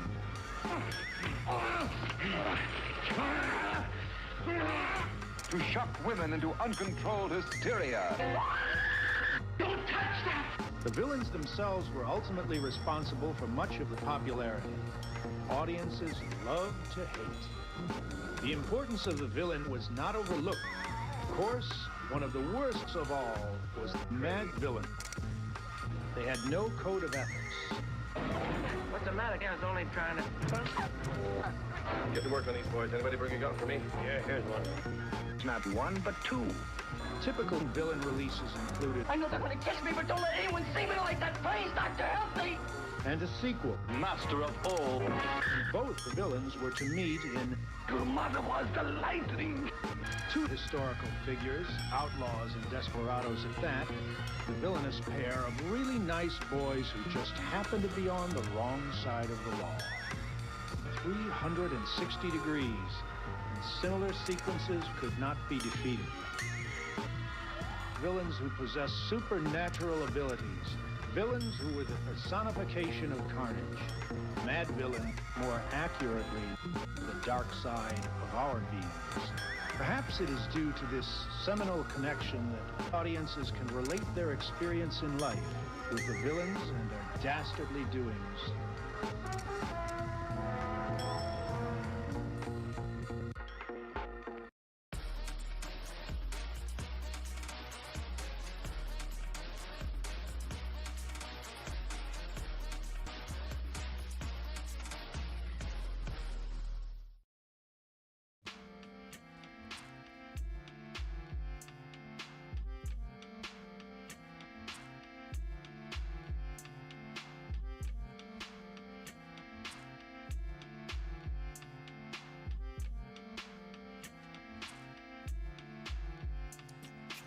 Living off borrowed time, the clock tick faster. That'll be the hour they knock the slick blaster. Dick dastardly and Muttley with sick laughter. A gunfight and they come to cut the mix master. ICE Cole, nice to be old. Y2G Steve twice to threefold. He sold scrolls, low and behold. Know who's the illest ever, like the greatest story told.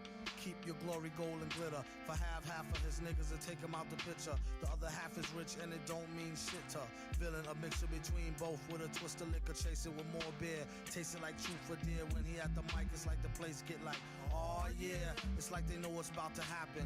Just keep your eye out like I capping. Is he still a fly guy clapping if nobody ain't hear it? And can they testify from in the spirit? And living the true gods, giving y'all nothing but the lick like two broads. Got more lyrics than the church got lords. And he hold the mic in your attention like two swords. Or either one with two blades on it. Hey you, don't touch the mic like it's AIDS on it. Yeah, it's like the end to the means. Fuck type of message that sends to the fiends.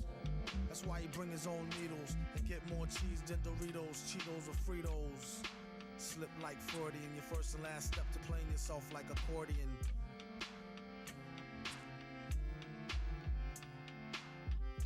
When he at the mic, you don't go next. Leaving pussy cats like why hoes need Kotex. Exercise index won't need Bowflex and won't take the one with no skinny legs like Joe Tex.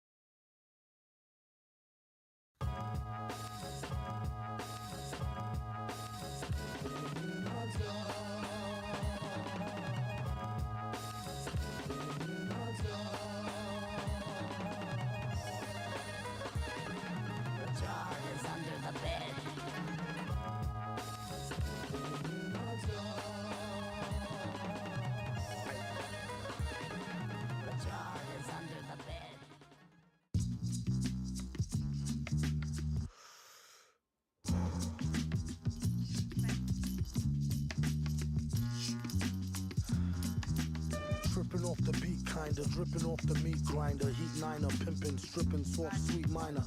China was a neat sign of trouble with the script digits. Double dip, bubble lip, subtlest midget. Borderline schizo, sort of fine tits though. Porter wine, order grind, quarter to 9, let's go. Ever since 10-11, glad she made a brethren. Then his last down, 7 alligator, 7 at the gates of heaven, knocking, no answer. Slow dancer, hopeless romancer, dopest flow stanzas. Yes, no, villain, metal face to Destro. Guess so, still incredible in escrow. Just say ho, I'll test the yayo. Wild West style fest, y'all best to lay low. Hey bro, day glow, set the bet, pay dough. Before the cheddar get away, best to get Mako. The worst hated god who perpetrated odd favors demonstrated in the perforated rod lavers. In all quad flavors, large savers. Still back in the game like Jack LaLanne. Think you know the name, don't rack your brain. On a fast track to half sane, either in a slow beat or that the speed or at the cane. Laughter, pain, doing songs lit in the booth with the best host. Doing bong hits on the roof in the West Coast. He's at it again, mad at the pen. Glad that we win, a tad fat in a bad hat for men. Grind the cinnamon, Manhattan warmongers. You can find the villain in satin. Gongas, the van screeches, the old man preaches about the gold sand beaches. The cold hand reaches for the old tan Elises. Jeez.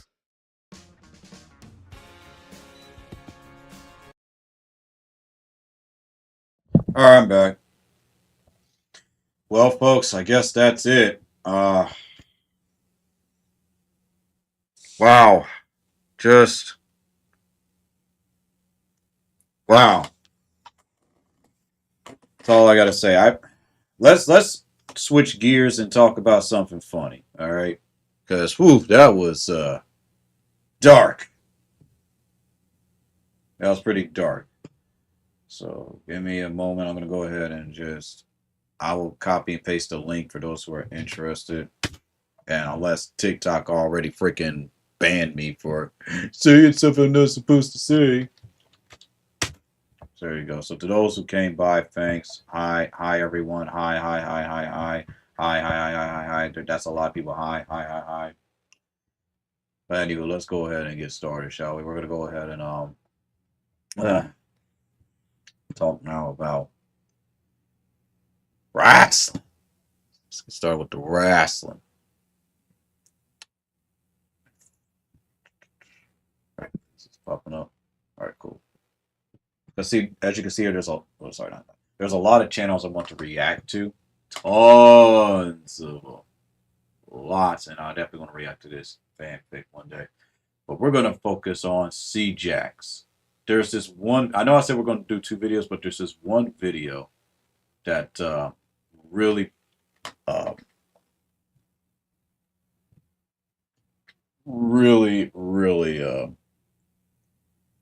brought my attention. So let me see here.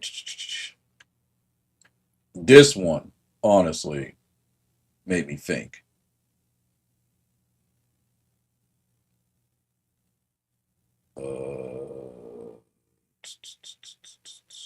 I'm trying to find it.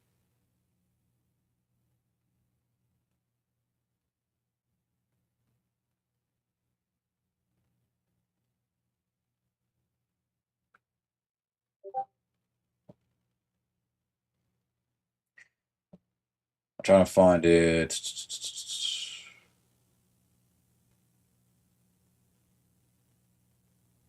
Here it is. This one.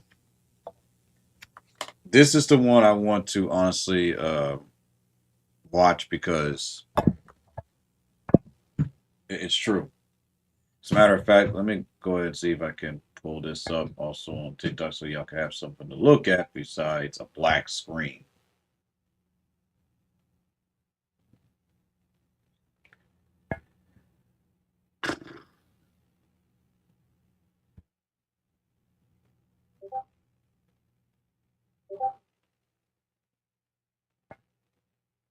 All right, there's a lot going on here.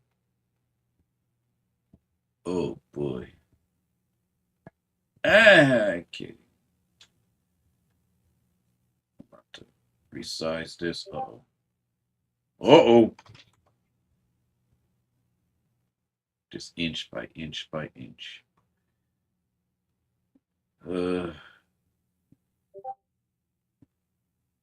It's like going to a garage here. There we go. There we go.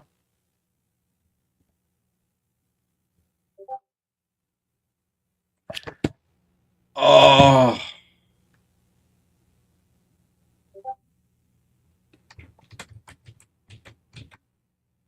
Yeah, that works. I'm not gonna mess with that.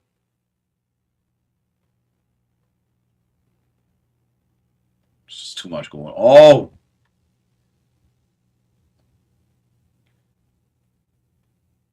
Hard to organize everything these days. All right, there we go. So this is the video that I definitely want us to watch for those that are on TikTok. Even though I said go to YouTube, but anywho, just pay attention to what he's saying. Oh my goodness, I cannot stop this. And here we go. To the new welcome to the new era of garbage. And I'm just gonna go ahead and just say hi to everyone that's here. Basically click. The new era, quote unquote, Or or that the was Triple here. H era, the Paul Levesque Not like it's era, gonna do whatever you want to anything, call it. I but- call it the jobber era. You know what I'm saying? This new era that WWE has coined the term for has been a failure. From top to bottom, there's no real way that you can look at the last year and a half Triple H has been booking and genuinely say that it has been a success. Now, comparatively speaking to what was happening in 2018 and a little bit All of right, there we 2017 obviously, and then 2019, 2020 the COVID era, whatever. Even though there were still some decent parts in that, obviously, while Vince McMahon was booking, there was a lot of garbage in there as well, of course. Now, if you compare it to that time period, obviously you can say that this is a big boom because yeah, the content now is better than 2018 to 2020 or 2021, sure, but the fact is that in totality it's easy to go up from the ground. You can't get any lower while I than the do ground this, level, I'm you know what gonna, saying? If you're already at rock bottom in 2019, react anything to above that is going to be So I'm considered gonna a just big shut boom. this. So if you're doing better than you were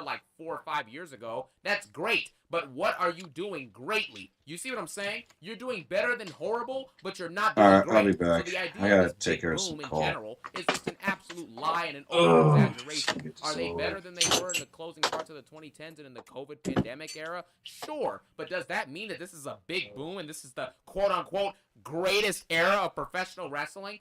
Stop the nonsense, man. We're gonna go ahead and break down all the promises of the new era that Triple H gave to us, like him saying this was gonna be a big boom, you know what I'm saying, which is that's just an absolute joke.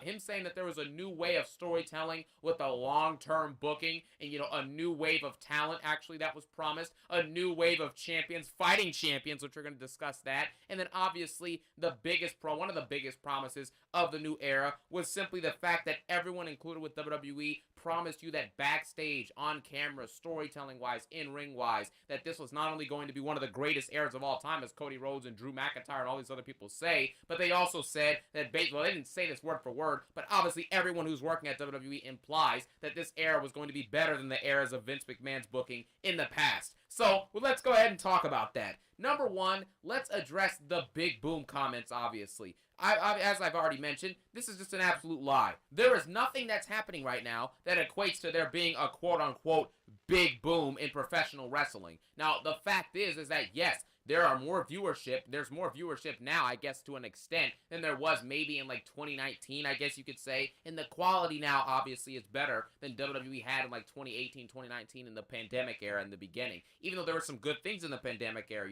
Tribal Chief Roman, Drew McIntyre, Bobby Lashley was doing good work, Randy Orton was doing solid heel work as well, things of that nature. But I get where people are coming from when they say, yeah, it's better than, the stuff we had. But the fact is, with the big boom, quote unquote, comparatively speaking to any other era of professional wrestling, this era is not booming in anything. You have a bunch of sponsors now, which is great. Don't get me wrong. The Prime stuff, all these other companies are bringing in a bunch of money. But let's just look at the statistics. In 2000s, right, and even in the Attitude Era, the late 90s and stuff like that, wrestling used to get 7 to 8 million views on a weekly basis, at least on Raw, and SmackDown was within a couple million of that rating. Do you see what I'm saying?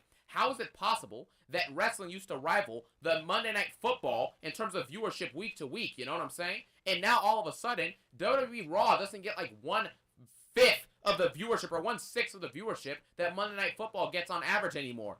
Do you see what I mean? The absolute lie that's going on in the over-exaggeration is egregious. If you compare this era of wrestling in terms of its viewership and notoriety and mainstream appeal to back in the days of like the early 2010s and the 2000s as a whole, when you would go to school and you'd see a bunch of people walking around wearing their WWE merch, wearing WWE shirts. Do you see anyone that you know walking around today wearing Cody Rhodes merch? Wearing Gunther merch? Do you see what I'm saying? No one walks around wearing this stuff anymore because it's not mainstream and it's not cool. It just isn't. Gunther is not cool. Cody Rhodes' character is not cool. It just isn't anymore. Wrestling is not as mainstream as it once was, and we're all seeing it by the viewership numbers. If you used to draw 7 to 8 million views on Raw, and you used to draw like 5 to 6 million views on SmackDown week to week, how in the world now are you struggling to get 1.5 million viewers on SmackDown, and then when you move to Netflix, which is again in front of the whole entire world, and you're struggling to pull in 3 million views? Are you kidding me? You know what I'm saying? Like, the whole world has access to it, and only 3 to 4 million people are choosing to watch it. Back then, on cable, you would get 8 million people choosing to watch it, and it wasn't even open to the entire world, per se. At least at that time period. So the excuses, they're running out. And then you have the stuff with viewership, like I already discussed, the pay-per-views. This is something interesting that I just realized, right, a couple days ago that I've been thinking about. If you really think about it, right, WWE, when their pay-per-views, this is like the OG stuff, you know what I'm saying? WWE's pay-per-views, that actually, when they used to charge like 60 to 70 bucks per pay-per-view, you know, for every month, once every month for their pay-per-views, everyone, like 2 or 3 million people minimum, maybe 4 million, I got to go look it up, it's at least 3 million though, I know that for a fact, I saw those numbers. At least 3 million people on average were spending 60 to 70 bucks per pay-per-view to watch the show. Nowadays, you're struggling to barely get 1.5 million people to watch it on cable, you know, on SmackDown, for basically nothing in comparison. Do you see what I'm saying? It doesn't make any sense. How is it possible that more people used to spend 70 bucks per pay-per-view to watch the show than you have now where people can just turn it on TV and watch it for free? You know? It doesn't make any sense. You know, it's absolutely asinine at this point. A Hulu TV subscription, I think, is like 15 bucks or like 20 bucks. All you gotta do is pay that and you can watch Raw and SmackDown, you know what I'm saying? Or you can watch Raw or SmackDown, at least you could on cable. But even before they switched to Netflix, the viewership wasn't even close. Back then, you could get people in droves, 3 or 4 million people spending $70 to watch the show. If you had to charge now 70 bucks for people to watch these shows, no one would be watching wrestling on the PLEs at all. No one will be watching that garbage. So that lets you know everything you need to know. More people back then would rather spend money to watch the product, and now people get it for much less, and they're still not watching it as much proportionally. It's that simple. The numbers are right in front of your face. Then you also have the fact that SmackDown, for example, and Raw are simply not good. The big boom period basically means that Raw and SmackDown are doing things that have never been done before. This is a massive increase, a massive payload money, you know, a massive amount of money increase, a massive amount of notoriety, and it's obviously all a lie. The Triple H era, the Paul Levesque era, is built on lies. And the next point we have to discuss is the long-term booking. Triple H and everyone basically promised, because this is the thing, nobody outright says for sure, like, well, actually, no, they do. I mean, Cody Rhodes, you know, Rhea Ripley, Gunther, all these people are all promising that this era is amazing and all these other great things about it, but the truth is, the booking is atrocious. Everyone wants to bash on Vince McMahon and what he did in the past, but the fact is, Vince McMahon in his booking prime, which again, everyone already says Triple H is a better booker than Vince McMahon, so let's compare Vince McMahon to Triple H. Vince McMahon is a better booker than Triple H in totality. Obviously, Vince has been around for much longer, but the fact is, when Vince was in his prime in like the Attitude Era, you could take the 2000s, you could take the mid to early 2010s, and you can clearly tell that for the most part throughout that entire 30-year span, this dude's booking is better than Triple H's.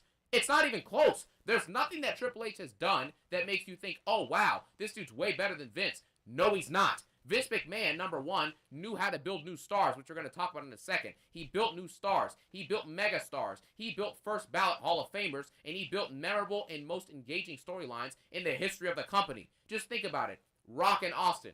Rock and Hogan. You know what I'm saying? Taker and Shawn Michaels. The summer of CM Punk. The Rock and John Cena. All of these storylines, and there's many more. Orton and Triple H had a phenomenal story. John Cena had great stories with Batista that were underrated. You know what I mean? Jeff Hardy had really good feuds with CM Punk. You know, Undertaker had a solid feud with CM Punk multiple times. Things like that occurred. And I'm just now realizing something. All those great stories I just named from Vince's totality as a booker, heck, even the Authority storyline, I forgot to mention, that's one of my favorite storylines he's ever done, actually. I thought that was really good. It was a good mid to long-term booking thing with the epic inclusion of Dolph Ziggler doing that clutch up at Survivor Series 2014. But anyways, what amazing stories has Triple H really captivated or cultivated in the last year and a half, 2 years that he's been the head booker of WWE? Genuinely think about that for a second. The Rock, who is a part-timer who's been in the business for like 30 years at this point, came back last year and did a great story build-up for Cody for Mania 40. Cool. Roman and Paul Heyman helped build up, the Cody feud for Mania 39. Cool. CM Punk and Drew McIntyre. Good feud. I mean, the first 3 or 4 months of it, CM Punk couldn't even wrestle, so that was kind of that. But the feud ended up being pretty good in totality. But outside of that, again, these feuds are all carried by, like, part-timers who are long tenured in the business, like Roman, Heyman, Rock, and then CM Punk, who had just come back in late 2023. Outside of those stories, what great or amazing stories has there been in the last year and a half or a year that he's been in charge? What has he done? Like, seriously. What great or amazing, wow, man, this is the pinnacle. Like Rock and Cena is a pinnacle story. Roman and Cody, pinnacle. Rock and Cody, all that stuff, pinnacle. Punk and McIntyre, very good. But outside of that, what are we looking at here? What amazing feuds. Damian Priest and Finn Balor? Nia Jax and Bayley? Liv Morgan and Rhea Ripley, which died after 1 month? Really? You know what I'm saying? There's nothing, there's really nothing when you think about it. Nothing notable, at least. Maybe I'm forgetting something, but I genuinely couldn't think of nothing. Like, think about this as well. The only great stories of the last year and a half, 2 years Triple H has been in full charge of the booking have been really cultivated and captivated by stars that were built by Vince in his era. Like CM Punk, Drew McIntyre, who was the chosen one by Vince McMahon, Roman Reigns, obviously. Tribal Chief was originated during Vince's booking, and then obviously The Rock. But outside of those people, and even, like, what has this dude done? What has Triple H done? What has he built? We saw what he's got with his new stars that he chooses, like Cody Rhodes. Look at Cody Rhodes' championship reign. Do you like it better than Roman's? Do you like it better than Punk's 1 year reign? Absolutely not. Great heels, for example. Chris Jericho, The Rock when he did the Hollywood Rock, Hollywood Hogan, all that other stuff, The good heel work of his era was absolutely insurmountable in comparison to the heels of this current era. The only heels in the last, 4 or 5 years that are going to go down as truly memorable or all-time great in the conversation with people like Jericho or people like, in Kane or something like that, or even, what's his name, bro? Freaking Edge, people of that nature. Even The Miz in his prime was a great heel. People like that are the only people who are going to go down in those conversations is the Tribal Chief Roman Reigns run of the last 5 years. That's it.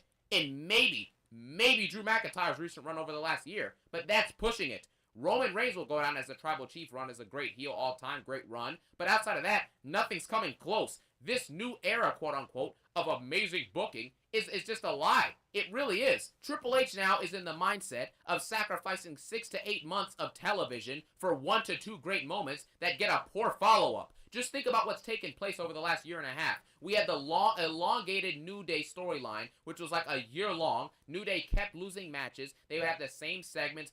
How do we move on from this? How do we win matches? We have to get this right. We have to fix this. We're not in cahoots right now. And then, Xavier Woods and Kofi Kingston down the stretch of the storyline the last few months. They're at odds with each other. They're arguing. We get a great promo segment with them backstage where they're roasting and going at each other, hitting where it hurts. And then the following week, we have the segment with Big E and the New Day. And, Kofi and Xavier. It was absolutely phenomenal. One of the best heel turns of all time. But what has happened since that heel turn that took place nearly 2 months ago? Do you see what I'm saying? Nothing has happened. Nothing has come from this. They haven't done anything new, engaging, or exciting, or really generational since that generational heel turn moment. You see, we get 8 months of build-up for one great moment that has no follow-up. So what's the point of that booking? It makes no sense. Rhea and Liv Morgan. This storyline was piping hot during the summer. You know what I'm saying? We had 3 months of just straight build-up of Liv Morgan being champion. Rhea comes back in the fray. The build to SummerSlam is actually very good. Dominic Mysterio does a double heel turn at SummerSlam, and you have that. But then going forward, how in the world are we in a situation now where Rhea Ripley and Liv Morgan had fallen off the face of the earth way before Rhea won that championship back a couple weeks ago? Before she took back the title that she never lost, the storyline was dead, and nobody cared about it. We wasted 7 or 8 months of this storyline, and 4 of the months were simply boring and repetitive and garbage just to get Rhea Ripley winning, and we already knew she was going to predictably win the feud anyways. You see what I mean? 8 months wasted for a poor payoff and a poor follow-up. Rhea Ripley, since she won that belt 2 or 3 weeks ago, has done nothing. She hasn't even cut a promo, at least any good promos, and on top of that, she hasn't wrestled at all. And she's going to wrestle this Saturday versus Nia Jax and win a predictable match, which again makes no sense, because Nia Jax just got embarrassed, turned on by Tiffany Stratton, and disrespected, and she's going over to Raw to go fight for the World Championship instead. Why not go feud for the title that you just lost by Tiffany? You know, it doesn't make any sense, but that's what we got. Cody Rhodes. This dude has a whole 2-year build-up to finish the story. Finish the story! And then he finally wins the championship from Roman Reigns at Mania 40. Epic moment. Amazing night. Amazing moment. But now the follow-up of it has been one of the worst WWE championship reigns of all time. So what's the point of this? Triple H is apparently a way better booker than Vince McMahon, yet every single thing that he's done has had an awful follow-up. All the massive moments you can think of have gone nowhere. Cody won the championship after 2 years of build-up. To do what? To fight Logan Paul at King of the Ring? To fight Solo Sikoa in a mid-match at SummerSlam? To have 6 title defenses in 250 days? Are you kidding me? That's what we spent 2 years building up? Gunther's Intercontinental Championship reign ends after 2 years for Sami Zayn to lose it in 3 months? In a mid-series and a mid-feud with Braun Breaker? Really? All this 1.5, 2 year build-up for moments that seem great when they happen, but have poor follow-up. So that alone lets you know that Triple H is full of booking monotonous and boring storylines with boring shows and awful championship reigns. What great championship reigns have we had over the last year? Seriously, ask yourself that question. What championship reigns have we had that started over the last year or so, year and a half, and have genuinely been great from start to finish? It hasn't happened. It does not happen under Triple H. It doesn't. Every championship reign is the same thing. The wrestler either comes out in a suit or in an outfit, cuts a promo, says absolute nonsense, gets interrupted, gets out-dueled on the mic by whoever they're talking to, and then they come out the next week and do the same thing. And they do the same thing after that. Rhea Ripley comes out. Mommy's on top. I'm going to take back my title that I never lost. Yeah. Drew McIntyre wins the World Championship for 5 minutes, and of course, he can't stop thinking about Punk. And then Cody Rhodes comes out. I respect the hill, I love the hill, and I have libations in my pocket, but the problem is I cannot cut a promo because of the Modelo and the Wheatley in my back pocket. Like, dude, what are you talking about? All these promos are annoying and boring. Gunther comes out in a suit as usual, doesn't wrestle at all during this championship reign, even though he's a quote-unquote workhorse, and of course, he doesn't wrestle, and he comes out in the ring and cuts bad promos. The promo he had on Raw last night, you can clearly tell that, like I said in the review, the crowd was not reacting to anything this dude was saying. He's a heel world champion and has no heat, and he's not over as a super heel. He doesn't get booed out of the building. He doesn't get cheered out of the building. He's in a mid spot with a mid reaction. He gets a worse reaction than Jimmy Uso and Sami Zayn, who are mid-carders who will never win any world championship gold as single stars. So stop the nonsense, you know? Are we really going to sit here and literally be honest with ourselves and say that 6 months of repetitive booking and repetitive storyline moments for one great moment that has no follow-up is good booking? Because that's all Triple H has done for 70 to 80% of his time booking. And it's facts, you know?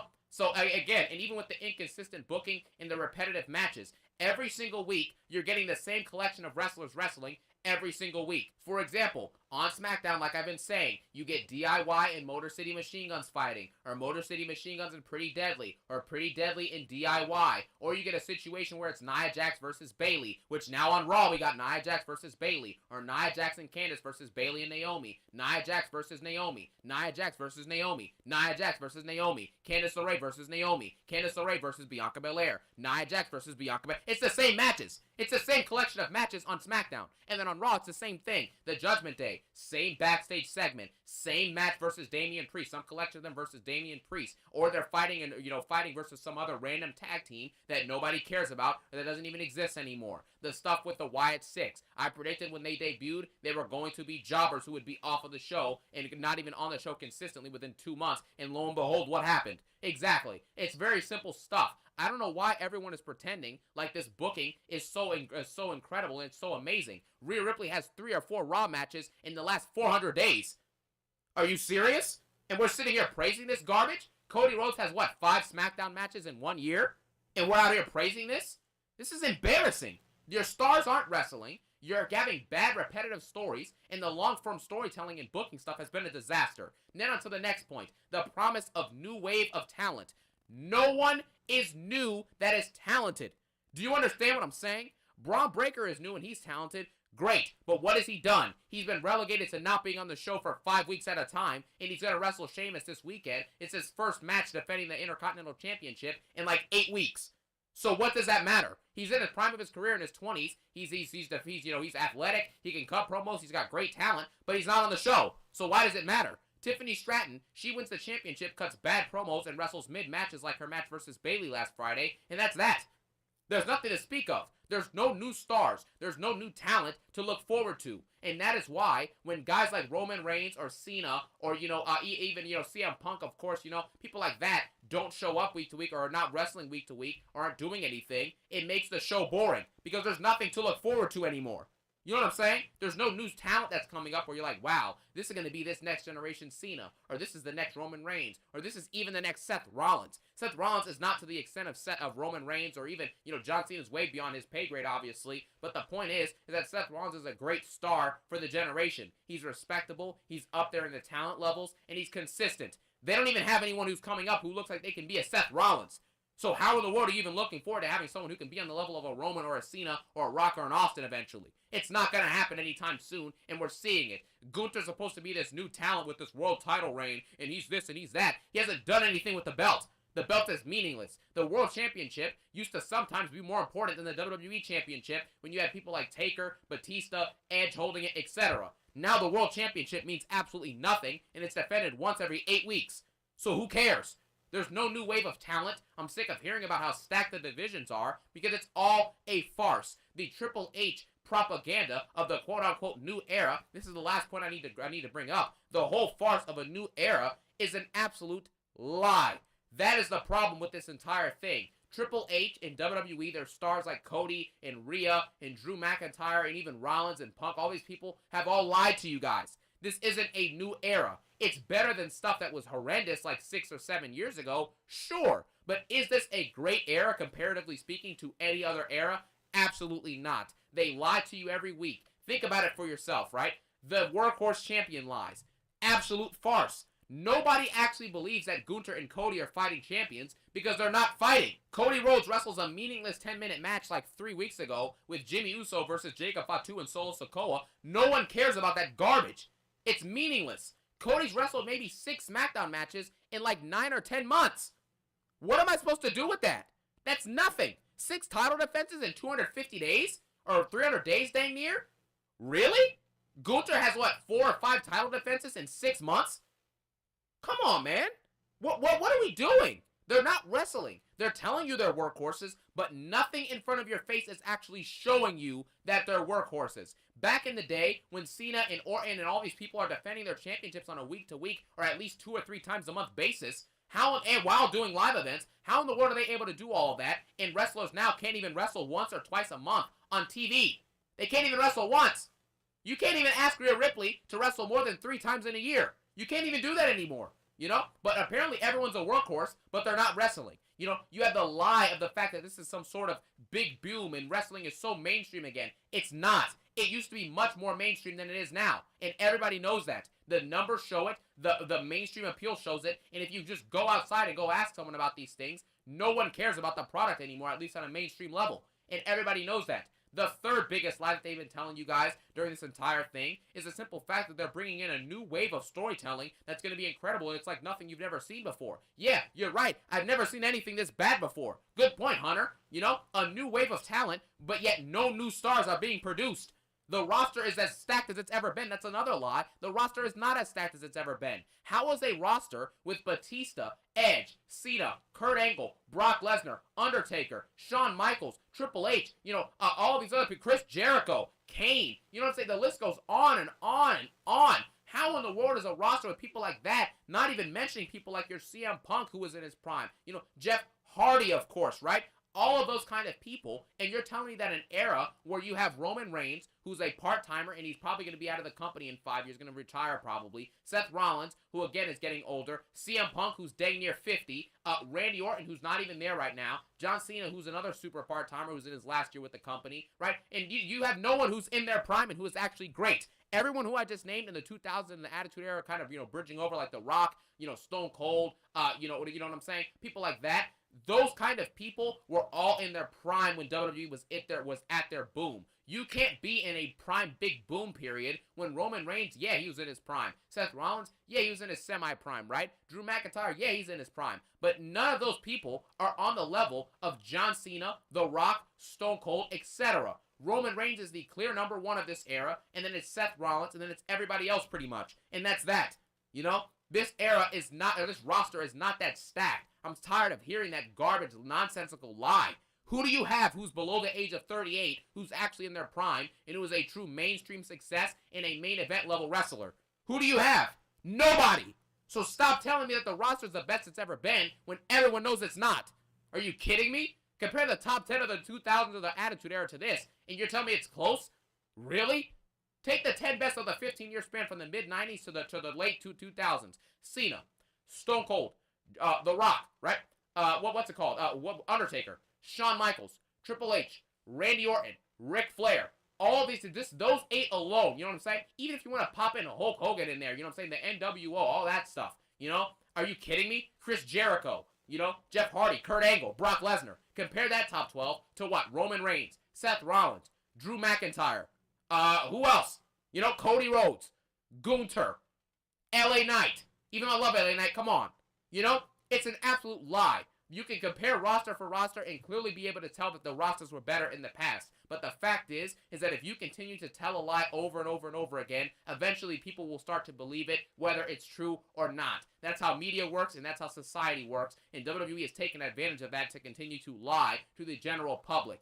I hope that things change and that the content does eventually become worthy of them saying that there's a big boom, even though there clearly really isn't a big boom. Now, at the end of the day, these are just the way that I feel about it, right? I think that WWE is lying on multiple accounts. I think the promises of the new era and the different aspects of the new era, quote unquote, have been atrocious. They just have been in my eyes. Things can change and things can get better, but the way things are tracking right now, it doesn't seem like a lot is going to really change, and we'll just have to see what happens going forward. So with that being said, let me know your thoughts on the quote-unquote new era, and if you think it's been a success or a failure. Let me know what your thoughts are on this video. And as always, I thank you guys so much for watching. I hope you guys have all have a phenomenal day. And as usual, peace out. One love.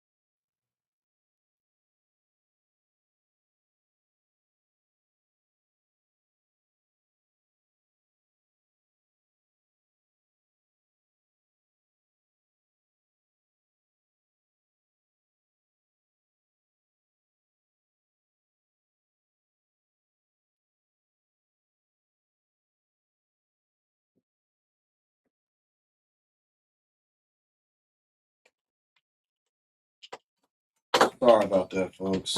I'm back. I'm about to end this stream just a moment.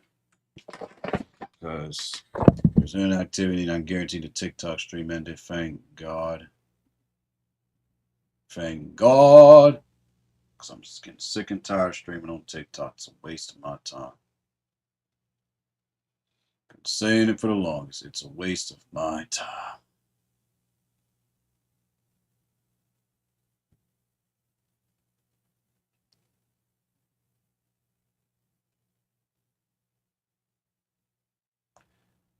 Well, folks, you heard it straight from C. Jax. Everything that he said was correct. I have nothing against what he says.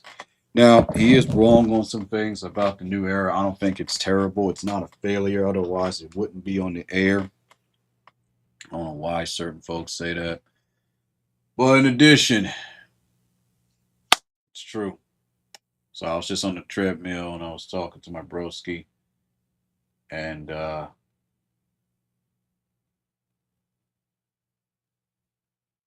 it's good to know that I don't have a say in what goes on this week, but because I really have nothing to say. There was no mention of a dedication to Sabu, so that's awesome. So I'll make sure that there's some dedications there. Just utterly ridiculous. Anyway, y'all have a good one. I will see you all tomorrow at exactly 8 p.m. I just ordered my pizza. My pizza poppers. I was gonna get the crazy bread, but I was like, that's just way too much sodium. That's way too much. I just had the pizza, and I already got the ingredients that I want, and then I'm gonna order some veggies and whatnot from Aldi's. So I spent like $40. Groceries are just high these days. I just don't know. I already spent $10 on my groceries to donate for a cause for Starlight's husband. So yeah. Anywho, stream's over. Y'all have a good one, and I shall see you all tomorrow for Doom Dark Ages. Keep the faith, be safe, and continue to show love and kindness to one another.